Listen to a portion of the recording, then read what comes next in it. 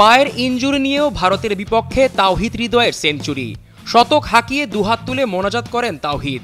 Team ইন্ডিয়ার বিপক্ষে ক্যারিয়ারে প্রথম সেঞ্চুরির দেখা পান বগুড়ার এই ব্যাটার। সেঞ্চুরির পর পুরো দলের বাহবা পেয়েছেন মিস্টার 77।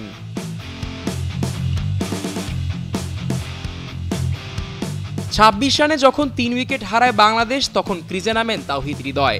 এই ম্যাচ খেলবেন কিনা তা নিয়েও শঙ্কা ছিল, তবে ভাগ্যে কি লেখা থাকে তা কেই বা জানে। হৃদয়ের ইনিংসকে গ্লোরিফাই করার আগে একটু বলা যাক কোন সিচুয়েশনে তিনি দাঁড়িয়েছিলেন বাংলাদেশের জন্য। পাওয়ার প্লেতে 39 রানে 5 উইকেট হারিয়েছিল শান্তর দল। সেখান থেকে 50 ওভার শেষে বাংলাদেশ স্কোরবোর্ডে 228 রান তোলে। এবার নিশ্চয়ই বুঝতে পারছেন হৃদয়ের ইম্প্যাক্টটা।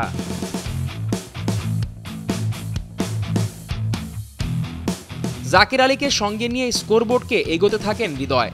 50 করে জাকের ফিরলেও এক প্রান্ত আগলে রেখেছিলেন তিনি। 2 ছক্কা আর 6 চারে সেঞ্চুরি করেছেন হৃদয়।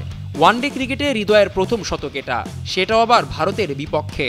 এই ইনিংস খেলতে গিয়ে পায়ে চোটও পান তিনি, তবুও আগলে রেখেছিলেন এক প্রান্ত। খুঁড়িয়ে খুঁড়িয়ে সিঙ্গেল নিয়েছেন, আদায় করেছেন বাউন্ডারি। সেঞ্চুরি করেই সৃষ্টিকর্তার উদ্দেশ্যে মোনাজাত করেন এই ডানহাতি ব্যাটার। নিজের প্রথম শতকে আবেগ ধরে রাখতে পারছিলেন না তাওহিদ। শতকের পর টিমমেটদেরও বাহবা পেয়েছেন তিনি।